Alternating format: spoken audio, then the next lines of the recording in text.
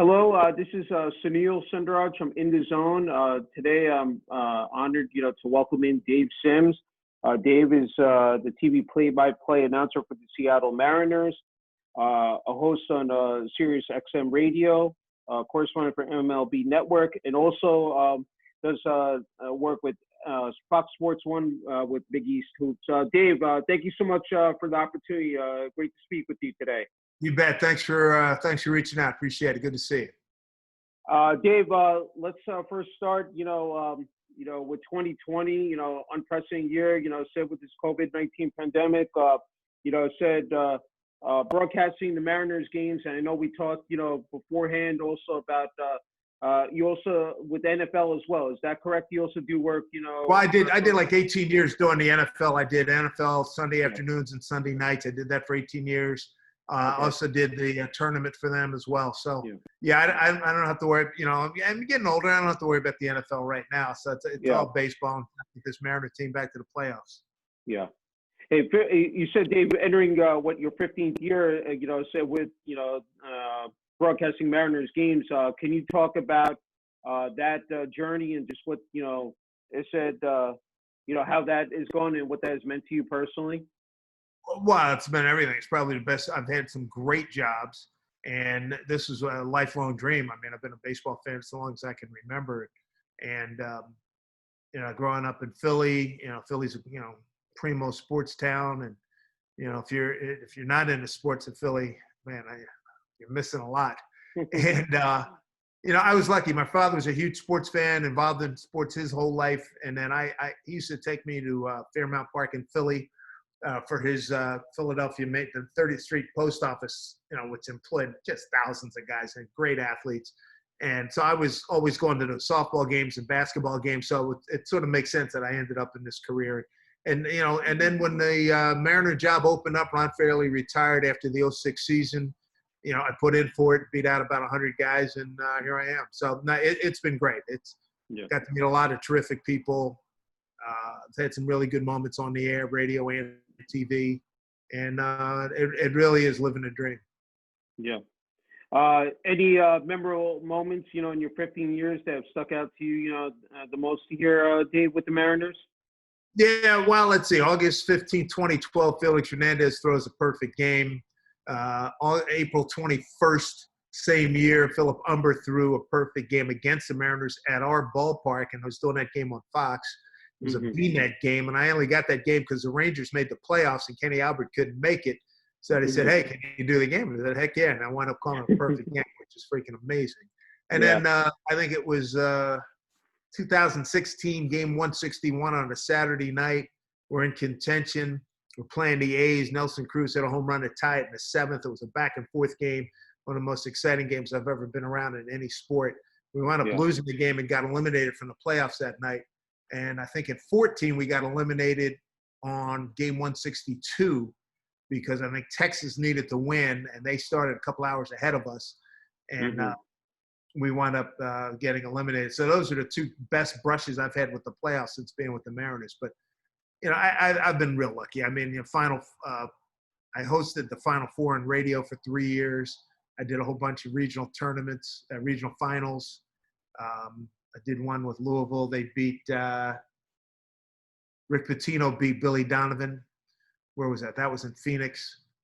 I can remember, George Mason beat UConn in the East Region Final in Washington, D.C. in 2006. I mean, I've had a whole bunch. Big East tournament games. I've been real lucky.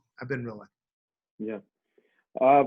We talked, I said about Sirius XM, I said hosting a show with, Mike Krzyzewski, Coach K, can you just talk about, how that is going, I said for you, Dave? Well, it's going great. I mean, Mike and I have known each other since 1977, and when I was at the Daily News in New York, and we used to have these, I think it still exists, the Basketball Writers Association, and we would have weekly get-togethers with the coaches, and it would be so many times. I mean, when you think about the roster of guys who showed up, it was like improv night, because we'd have Bill Raftery, Jimmy Valvano, PJ Carlissimo, Tom Penders, Lou Carnesecca, an unknown coach at Army named Mike Krzyzewski, and several other guys on the local scene. And we'd have the local writers there, and you'd come out, you wanted to go in there and you'd have a good meal, have some laughs, get notes, quotes, and anecdotes. And that's where I met Mike. And then when, the way technology is going, satellite radio came to the fore, and XM at the time, well before the merger. And they asked Mike to do a show. They had some big sponsors. And I happened to be down at Duke at this particular time with my wife doing her media coaching.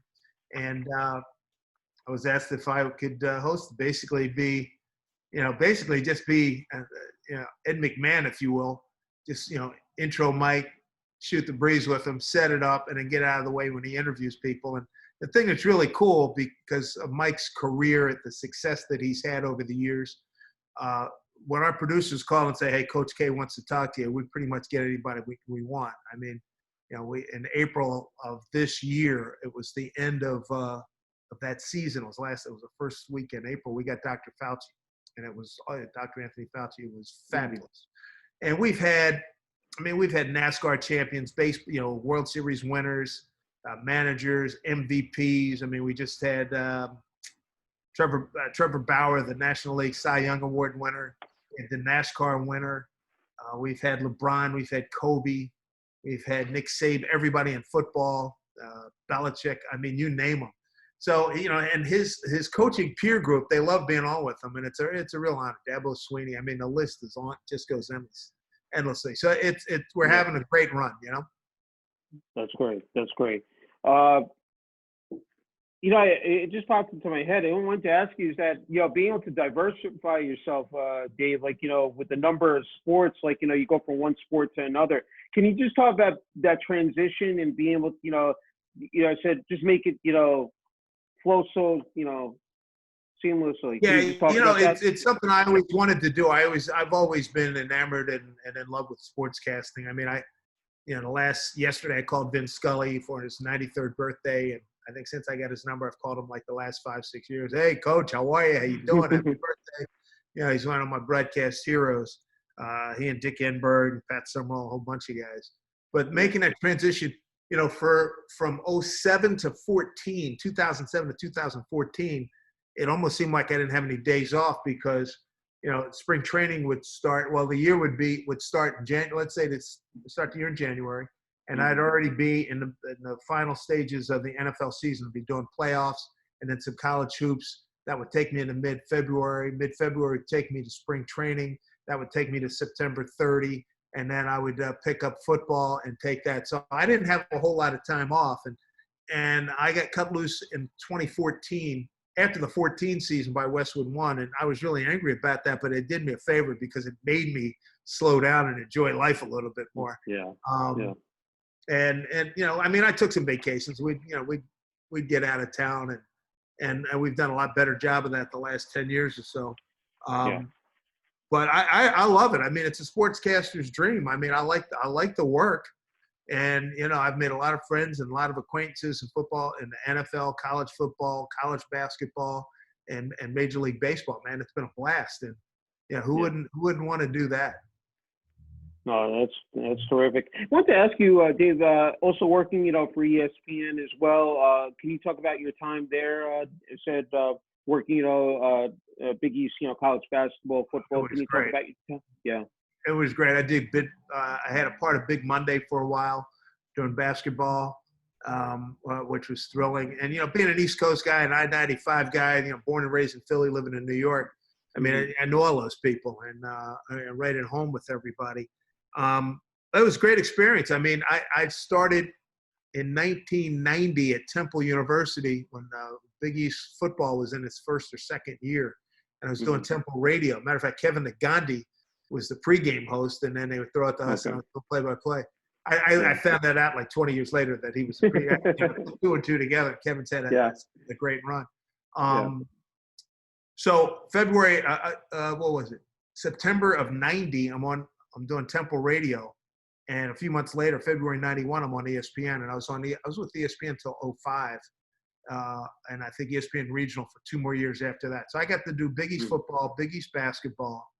I did a couple of bowl games. I did the Alamo Bowl as a sideline reporter and as a play-by-play guy. Did some intersectional football games. And then in that, also in that period, I got hooked up at Channel 2 in New York, WCBS, and I was the weekend sports anchor. And I was, and it was great. All these, as long as there were no conflicts, I was able to keep doing play-by-play. So I mean, I was just living big, man. Doing Channel 2, and I usually had Tuesdays and Wednesdays off, so I could do local Big East games. I could go to St. John, Seton Hall, Rutgers was still in the Big East at that time. Go to Connecticut, Providence, whatever. So that was great. And then would do football. And then what was it? After Channel 2, after that deal ran out in '98, then that's when I hooked up with Westwood. But ESPN was a great run. ESPN Regional, it's terrific.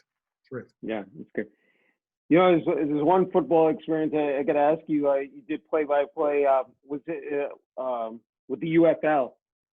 With, in 09. Yeah, Doug Flutie, Cordell Stewart, Anita Marks. Can you talk about that experience? Yeah, that was a lot of fun. That was a lot of fun. We had, they had some folks that had some money. They threw it together, tried to start another league. They asked me to do it. I would never do it again. I'll tell you why. It was a great experience. But in terms of the work, it was insane because I think the season started in mid-September, and I had to step away from a couple of Mariner games. They were really good, and they let me do it.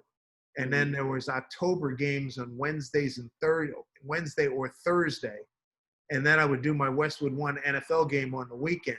So, I mean, I was racking up mileage like you can't believe. It was a lot of fun working with Doug. I'm a very self-motivated, competitive person, and Doug Flutie probably lapped me 3 times. He's unbelievable. He's and he and Cordell and Anita, we all hit it off immediately, which was terrific. It's a shame the league didn't. The NFL is such a powerhouse. So I mean, if you're going to try to beat them, good luck. But it was a great experience. Met a lot of good people. I got to meet, who else did I meet? I met Denny Green along the way. I wound up later doing a football game with him. Matter of fact, I did the first game that the Saints had after Katrina was with Dennis Green. And that was when, what's his name? Steve, he's got ALS now. Steve Gleason blocked the punt. Steve Gleason, yeah. And it was like being in with that place, the noise was such, it's like I was in the back, standing in the back of a 747 engine. It was so loud. It might be the loudest crowd I've ever been in. Yeah, UFL was good. The quality of football wasn't great, but hey man, it was more experience, it's more reps, calling games on TV, and get to travel the country, continue to travel the country and work with some good people. Yeah, and he also did preseason play-by-play also for the Tampa Bay Buccaneers, for 6 years. I had to ask you about that, Dave. Yeah, that was great. Worked with Ron Jaworski, Beasley Reese. To name a couple, and that was a good crew. We became a very tight crew down there, and I'd love to know. I don't remember if anybody told me what our ratings were, but I I do remember somebody saying we had among the highest ratings, local ratings of a preseason NFL game, and we had all bells and whistles, man. It was good.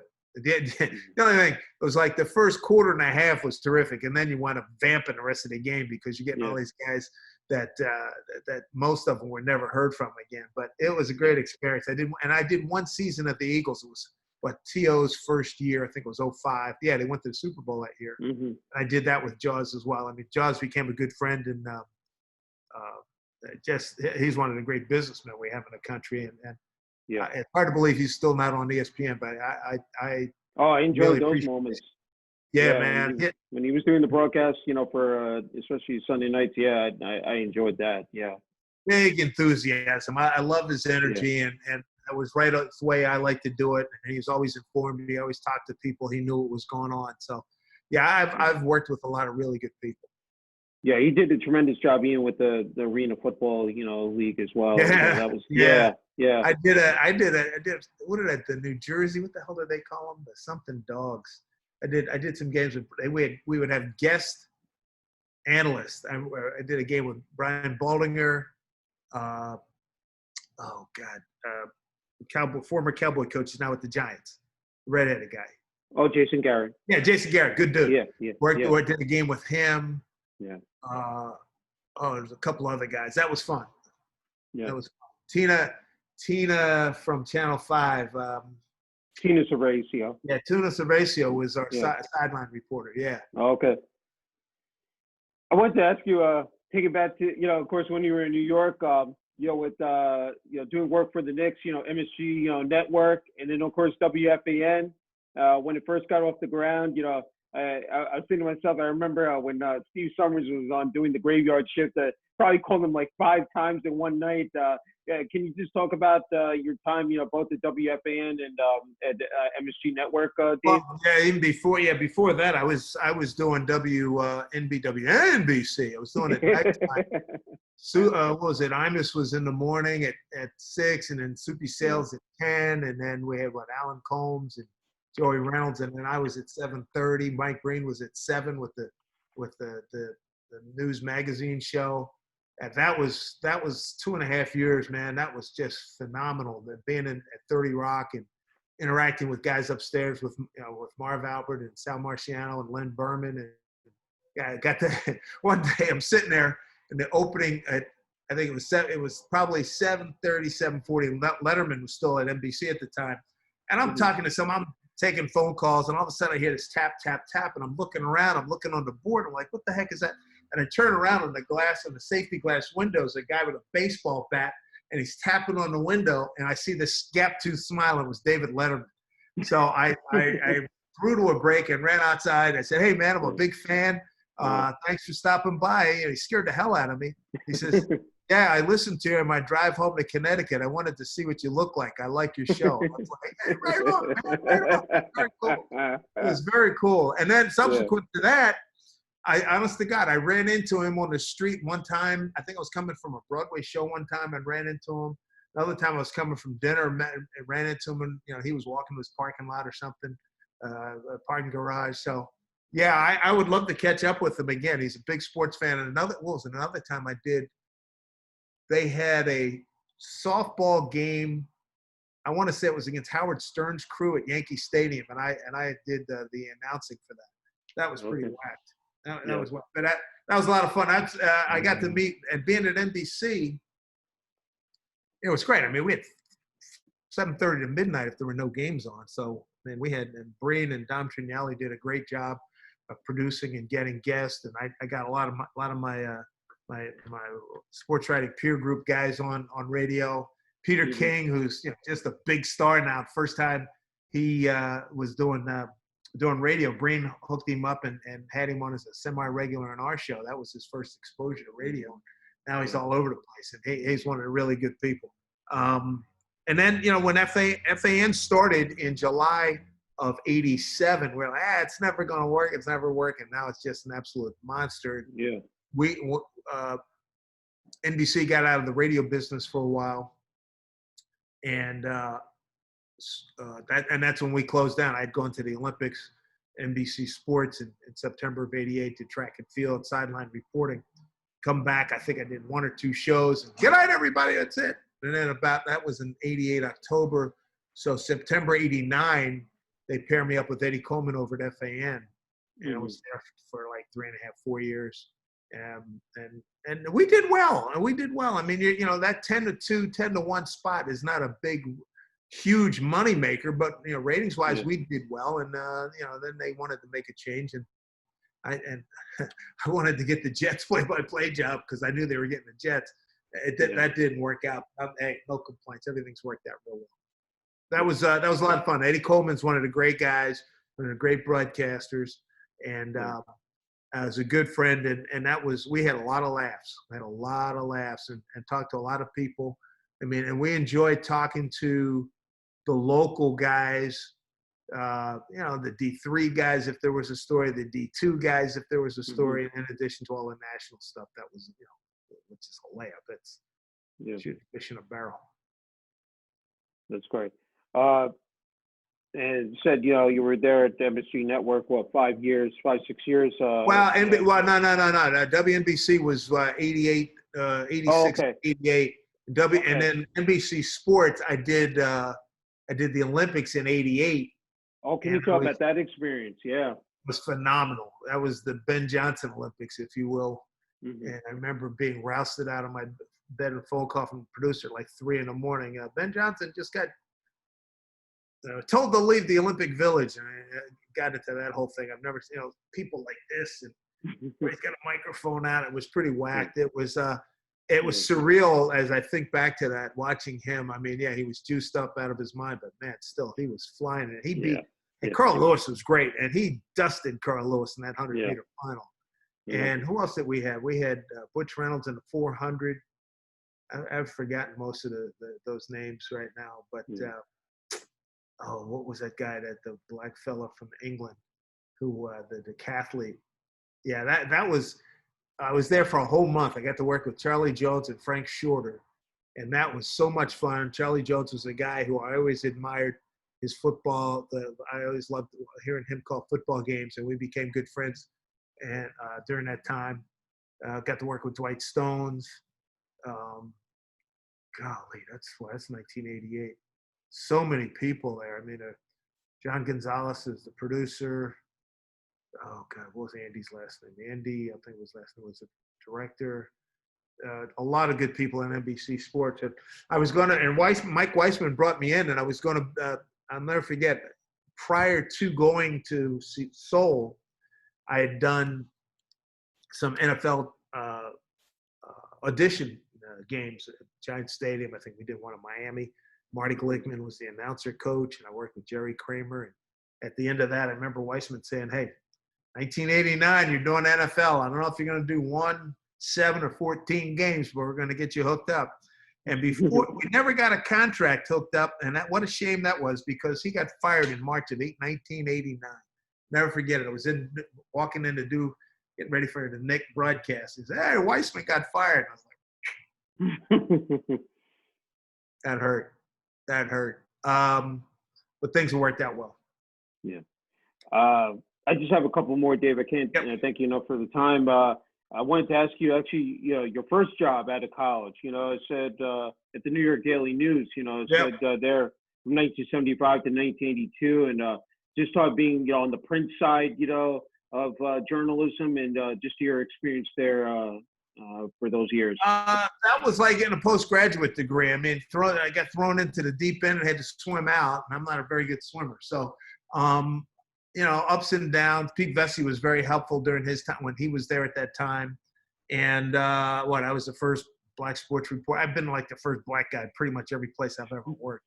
And which was interesting, dealing with some guys who were World War II and Korean War veterans who'd been there forever. And that was almost such a closed shop in that, it was generally white ethnic groups who, dominated the paper. It was that type of paper. And they had very few. I'm trying to remember any other black faces. When I was there, I probably couldn't get to 10. There were several other people, but I was the first in sports. And I enjoyed it, but I always hit and I'm telling you, I learned so much. And, the pressure of writing on deadline, and I was never good at takeout pieces, and that wasn't my thing anyway. And the tabloid nature of the paper really suited me. 500, 600 words, get in, get out, doesn't have to be long to be good, tell a story. And got to be around Dick Young, what did I cover? I covered college sports, college basketball, football, and on the lower end, I did a lot of Kings Point football, Columbia football, and then local basketball, St. Francis, St. John's, some of the D3, a lot of CUNY conference stuff. Did some sidebar work on the Cosmos with Pele, and those guys were still there. Did a little bit of copy editing. I was never fond of that. I always know I wanted to get into broadcasting, but I look back at that as, it's not a master's degree, but I feel like I have one because I had so many ups and downs and so many varied experiences that it really proved to be worthwhile. So from that point, because I was looking at your background, that you were able to move into as a sports anchor at is it Satellite Sports Channel? Yeah, Satellite News Channel. Satellite News Okay. Channel was an ABC Westinghouse venture. It lasted 16 months. I was there the final 12 months. The first 4 months, Charlie Neal was there, and then Channel 2 cherry-picked him. He was a black guy. Hey, Charlie's still around. Charlie's got to be 75. He's still working. So yeah, they had to get another face of color in there, and I had finished as a runner-up, and I was one of how many sportscasters? Me, Dan Carney, Jim Brinson, Larry Sacknoff, Paul Guanzon. So 6 of us, and yeah, that was good. That was a great experience, and from there I went back to Philly. I commuted to Philly. I did NBC Philly at KYW, then NBC at CBS now. And I did that, and then the United Stations Radio Network. I don't even know if that still exists, but that's where I met Keith Olbermann, John Madden, Dick Clark, and Nick Verbitsky owned that outlet. And that was the last gig I got before I got the WNBC radio job in '86. Mm-hmm. I wanted to just, I guess, ask you about, since you did bring up, diversity, I said, now, it said here in 2020, the progress that has been made, do you see it? It's like, you've had, as said, a distinguished career, David, sports broadcasting in the journalism field. Can you just talk about that? It's way better than it was, I'll tell you. I think organizations, at least print, it appears, now I've been away from the print scene for a while, but it seems like in print and like in sports departments are a lot less afraid to have more than one black guy or person of color in there, or now women. Mm-hmm. So that diversity is better. On my end of work, I'm the only black guy is a full-time TV announcer in Major League Baseball, maybe only the 5th or 6th all time, which is pretty amazing. Yeah. It's better, and it's still got a ways to go. Women are getting a better shake right now. I hope that I don't get around to a lot of colleges in terms of talking to journalism students or that kind of thing, but I'd like to think there are more people of color involved in schools. At least I sure as heck hope so. And it's just better. We still got ways to go. When I interned at the Inquirer in 1973, holy Toledo, I can remember walking around looking into the newsroom. I can think of the late great Asel Moore was the first black guy I remember seeing there. There weren't very many. There's a few other, Jerry Mondesire, a few other guys. It was like 2 or 3. I was the only one in sports. It's better, but we got a long way to go. Yeah. The opportunities, of course, for high school, college students is just so much better. They, especially with social media and different platforms they have available. Because when you were while attending Bethany College, said you worked, not only on the college newspaper but also TV station as well. Is that correct, Dave? Well, I worked. We did radio, and I did. Okay. At one point, I was the sports director in sports. I was a sports director of the radio station, sports editor of the newspaper for about 1.5 years, 2 years. The back end of my time there, and I enjoyed it. And that's what led. And then I was just. I'll never forget. I remember it was March of '73, and during spring break, and I interned. I had an interview to be an intern at the Inquirer, and I was one of 14 kids from around the country who got that hookup, and then it went really well for me. And Tim Kelly, the sports editor, I remember he came to me in August before I was going back to school, and he said, "Listen, we're not having this national program again next year, but we'd love to have you back in sports if you want to come back." I said, "Hell yeah, absolutely." so I went back for a second year, and then they hired me right out of when I graduated. And then again, the diversity and the lack thereof, the word got out that I was pretty good at what I did. And I think Mike Wilbon, I don't even know if Wilbon was out of Northwestern at that time, but I know Larry Whiteside was of the black sports writers. He was the most renowned. He was up at the Boston Globe. in August of '75, I had offers from the New York Daily News, the Chicago Daily News, and the Enquirer in Philly. And I always wanted to, New York being the media capital of the world. My mother said, "Hey, you don't know what's going to happen when you're 35, you're 22. Take it now." And that's what I did. I was smart move. I had a smart mom. I want to talk about, I said your achievements. You've been recognized. I see the trophy, award in the back. If you want to, bring it to the forefront from the National Sports Media Association, hold that up. If you want to talk about that. Well, this was great. I mean, I've been nominated now 4 consecutive years, and I won it in 18. I won it in 19, and obviously because of the pandemic, there was no ceremony down in Carolina again. I was going to go, and then I found out recently that I'm nominated again. So I got a chance for a three-peat. It means a lot when you have your peer group salute you like that. So I'm very appreciative. Yeah, what does it mean to be part of that association with so many, terrific, journalists, print, broadcast? Can you just talk about that, Dave? I look at the people who have come before me who were part of this group when it was the National Sports Writers and Sportscasters Club. I think that was the name. Anyway, I mean, giants in the industry. I mean, during my lifetime, guys I looked up to, and who, when I look at the pictures of previous get-togethers and banquets and award ceremonies. And, to have my picture in there now with those cats, man, that's unbelievable. And it makes me feel good because I can remember, as a kid, Brett, I would be, we'd have our dice baseball games, or we'd have our little electric football games, and I'd be doing play-by-play on that. And it all paid off, Yeah.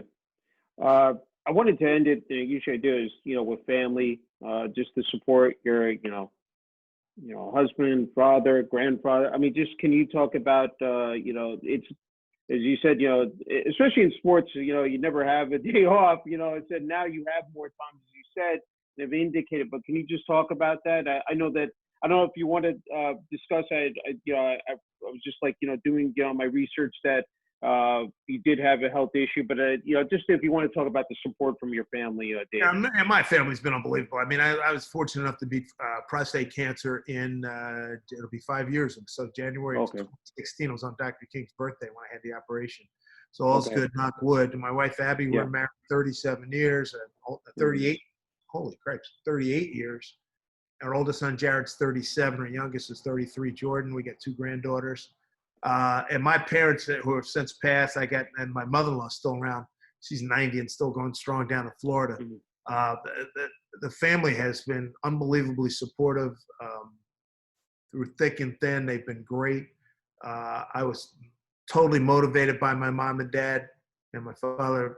My parents are Depression and World War II babies, if you will, and they lived to see the Civil Rights Bill signed and. Things get better.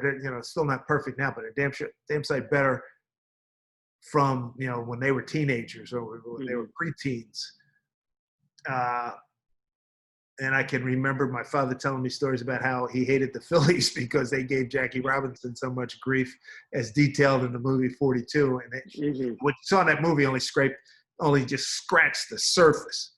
I remember asking Richie Ashburn about that. He said, we were under orders to spike, kick, cuss, and do everything to Jackie Robinson. And I remember Whitey said, and the more we did, he said, the more he stuck it up our ass. And we went into the manager and said, you need to call this thing off. He's freaking killing us. If you look up the numbers, it bears that out. I'll never forget that. That was in I asked Whitey that in 1984. He came down to do, I think, NBC had the World Series, and we had him come down to KYW to do some pregame stuff. And I said, I sort of pulled him to the side. I said, Whitey, I got to ask you. He said, I was there, saw it all. Yeah, it wasn't good. He said, that was a man's man right there, boy. Jackie Robinson. That's why, I mean, I wear this cap pretty much all the time. I mean, it's a trademark. I wear it on before I sweat them all out, and they're nice and royal blue. I wear it with my blue blazer, and on my gold and white days when I'm on TV. So that's my story, man. It's I've been blessed beyond words, and I like to give back to I've heard from so many young sportscasters, and recently starting to hear from a lot of young black sportscasters, which means a lot to me. And I've got guys calling me for advice and critiquing tapes and all that kind of stuff. And I could open up a whole business. Maybe I'll do that if and when I retire. To do that kind of stuff, I really enjoy it. Yeah. There was a time there up at Fordham. I was asked to come up and do radio workshops, as had just about every play-by-play guy in New York City. Yeah. But a lot of guys that I've worked with, Ryan Rucco's done really well, Mike Yam. I interviewed Mike Yam, Spiro Ditas. Yeah, good dude. WFUV. Yeah. But Mike Yam, Rucco, and then, oh, God, dog, what's the guy? There's a guy at Pitt that I helped out. Anyway. Yeah, I enjoy that. I enjoy that work, and it for me it's really a give back, and because I think back to the time when I was I wanted to be a sportscaster. I didn't have that kind of resource, and there certainly wasn't anybody black doing it. I mean, the first black guy I saw doing sports was Bill White after he retired from baseball in 1969, 70-ish. So yeah, it means a lot to me. Yeah, so you talking about advice, what advice you would have, for, aspiring journalists, whether they're in college, or, even, a couple of years in or whatever, just, especially in this day and age, right now it's real tough. I mean, the economy sucks and you got the pandemic, but under normal circumstances, hey man, be a professional, try to stay as positive as possible. Work practice before you start presenting stuff. Practice, as the old commercial went. And be dedicated. Show up early, leave late, and ask questions. And if there's somebody that's in your organization that's been around, a veteran person, pick their brain. And when you're with your peers, I mean, ask questions. And curiosity. I tell you what, it's amazing how much you can learn from talking to other people. And that's why, I have such, reverence for, late Dick Enberg, for Vince Scully, Charlie Jones. I used to ask him a lot of questions. Guys that are older than I am who have been play-by-play guys a lot longer, Brad Sham, people like that, been very helpful. So I'm there, I've gotten a nice little network of people around the country, Terrific. Hey, Dave, can't thank you enough for this incredible opportunity to interview you. Class act, and I said, wishing you continued success, and again, thank you so much. Appreciate it, man. Hey.